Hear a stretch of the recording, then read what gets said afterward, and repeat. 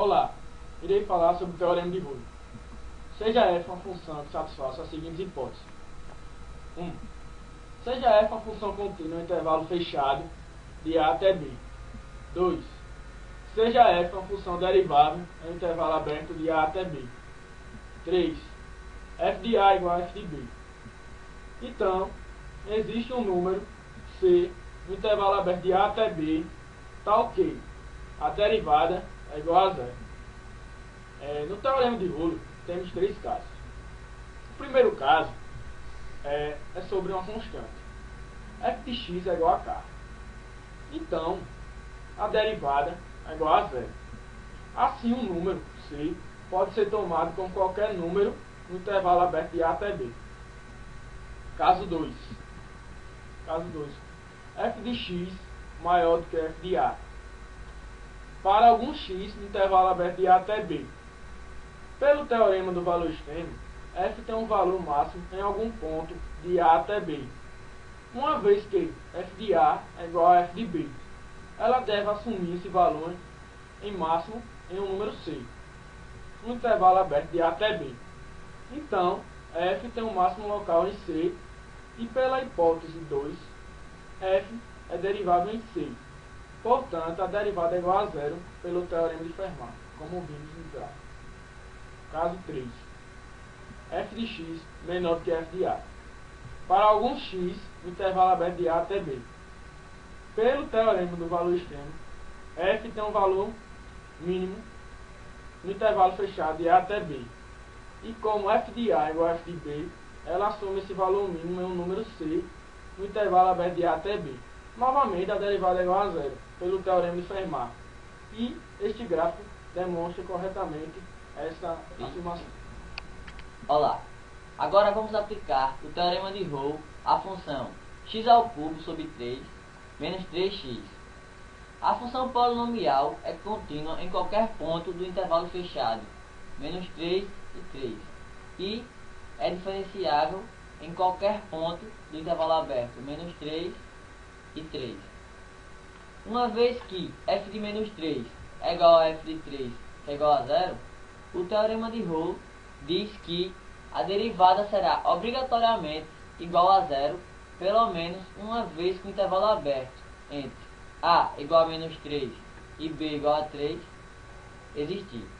Na verdade, a derivada da função é igual a x ao quadrado menos 3 e é igual a zero duas vezes nesse intervalo. A primeira em x igual a menos raiz de 3 e a segunda em x igual a raiz de 3. Conforme previsto no teorema e visto no gráfico acima, essa curva apresenta tangentes horizontais entre os pontos onde ela cruza o eixo x. Bora.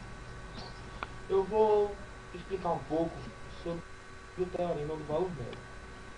Para explicar o teorema do valor médio, eu vou primeiro traçar o gráfico de uma função qualquer e vou pegar dois valores nesse gráfico. No caso, eu chamei de a e de b. E vamos supor que essa função é contínua no intervalo fechado AB e derivável no intervalo aberto AB. Sabemos que a inclinação média da função vai ser a inclinação da reta secante entre A e B, que é calculada pela fórmula ponto-inclinação, onde M vai ser igual a f de B menos f de A sobre B menos A. E esse M vai ser a inclinação média da função. O teorema do valor médio afirma que existe pelo menos um ponto dentro desse intervalo onde a inclinação da reta tangente vai ser igual à inclinação da reta secante, ou seja, vai ser igual a M. No caso, temos específico 3 pontos nessa função. Eu chamei um deles de C. O que é a inclinação da reta tangente num ponto? A inclinação da reta tangente nada mais é do que a primeira derivada. Com isso eu tenho que a primeira derivada de C vai ser igual a o M, que vai ser a minha inclinação da reta secante entre A e B. Ou seja, f' de C vai ser igual a f de B menos f de A sobre B menos A. Para melhor exemplificar esse teorema do valor médio, Vamos supor um exemplo bem prático, um exemplo do nosso dia a dia. Digamos que eu faço uma viagem e eu digo que a minha velocidade média nessa viagem foi 80 km por hora. Para que é fisicamente impossível eu fazer uma viagem toda em 80 km por hora, sem variar. Para que a minha velocidade média seja os 80 km por hora, eu tenho que ter horas que eu vou ter abaixo de 80 km por hora, eu vou estar abaixo de 80 km por hora, e horas que eu vou estar acima de 80 km por hora. Com isso, a velocidade média vai ser os 80 km por hora. Digamos que eu vá somente abaixo de 80 km por hora, como vai ser mostrado aí. Se eu for sempre abaixo, a velocidade média nunca será 80 km por hora. Sempre será um número abaixo de 80 km por hora. Do mesmo modo, ocorre se eu fizer uma viagem e for sempre acima de 80 km, como vai ser mostrado aí. Se eu for sempre acima de 80 km por hora, nunca a minha velocidade média vai ser os 80 km por hora, vai ser sempre um número acima disso. Com isso, eu tenho que, para eu fazer uma viagem que a velocidade média seja 80 km por hora, eu tenho que estar horas abaixo de 80 km por hora e horas eu tenho que estar acima de 80 km por hora, como vai ser mostrado. Pronto. Desse modo, a gente consegue entender basicamente o que o teorema do valor médio diz. Quando ele coloca que no intervalo AB, dos pontos AB, quando eu traço a reta secante e digo que a inclinação média da reta secante é tal número, eu quis dizer o quê? Que a média da inclinação de toda a função vai ser aquele número. Com isso, eu tenho que, dentro daquele intervalo onde eu tracei essa média, vai ter um número onde o coeficiente angular da reta tangente desse número, ou desse ponto, vai ser igual ao coeficiente angular dessa reta secante desse ponto onde eu determinei esse intervalo. Ok. Interpretando o teorema do valor médio numericamente, temos que aplicar o teorema de Rowley a uma nova função h, definida como diferença entre uma função f e a função cujo gráfico é a reta secante AB. Usando a equação geral da reta AB e pegando qualquer um dos pontos A ou B, teremos a seguinte equação, sendo y menos f de A é igual a f de B menos f de A dividido por B menos A, vezes x menos A.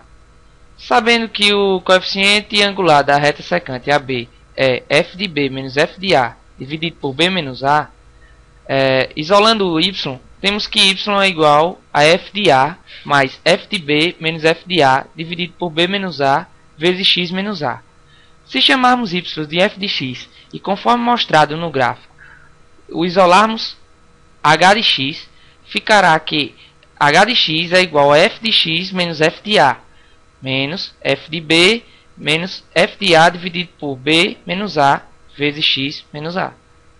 Note que quando aplicarmos a derivada de h' de x, teremos f de A e f de B menos f de A dividido por B menos A como constantes.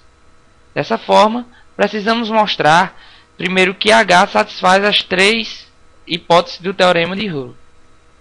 Primeiramente, a função h tem que ser contínua em um intervalo fechado AB. E sabemos que a soma dessas derivadas, a soma da função f e o polinômio do primeiro grau são contínuas. Então, a primeira hipótese está verdadeira.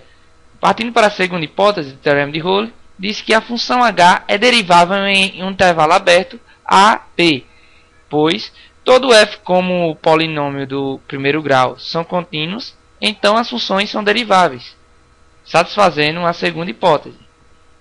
Assim, h' de x será igual a f' de x menos f de b menos f de a dividido por b menos a. Sabendo que f de a e f de b menos f de a dividido por b menos a vezes x menos a são constantes, como falei anteriormente. Dessa forma, percebemos que só nos resta, para sabermos se é verdadeira a terceira hipótese, que diz que se h de A for igual a h de B for igual a zero, assim, uma vez que H satisfaça as hipóteses do teorema de Rowley, esse teorema afirma que existe um número C em um intervalo aberto AB, tal que H' de C seja igual a zero. Portanto, H' de C sendo igual a zero, o F' de C menos o F de B menos F de A dividido por B menos A, logo, F' de C ficará igual a F de B menos F de A dividido por B menos A. Enfim, interpretando assim o valor do teorema, o teorema do valor médio. Ok. Para finalizar, temos as aplicações do teorema do valor médio. Teremos esse exemplo 1. Consideremos uma função f de x igual a x ao cubo menos x, com a igual a 0 e b igual a 2. Já que a função f é um polinômio, ela tem uma continuidade em todo x e também é diferenciável para qualquer valor em x. Logo, ela será contínua no intervalo fechado 0 e 2, que foi dado no enunciado. Ela também será diferenciável no intervalo aberto 0 e 2. Portanto, pelo teorema do valor médio, existe um número C no intervalo aberto 0, 2, tal que f de 2 menos f de 0 será igual a f' de C vezes 2 menos 0. F de 2 é igual a 6. Por quê?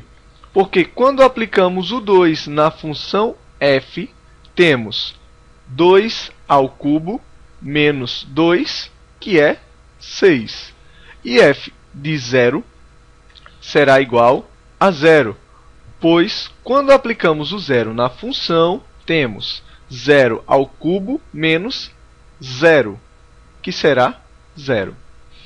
Como a derivada da função f' de x é igual a 3x ao quadrado menos 1, temos 6 menos 0 é igual a 3c ao quadrado menos 1, trocamos a variável x por c, vezes 2 menos 0. Resolvendo, temos c ao quadrado igual a 4 sobre 3, que é igual a mais ou menos 2 sobre raiz de 3. Porém, o c procurado deve estar no intervalo, dentro do intervalo aberto 0 e 2. Logo, c deve ser igual a 2 sobre raiz de 3. A figura ao lado ilustra o cálculo, onde a reta tangente em C é paralela à secante em OB, representando o teorema do valor médio graficamente.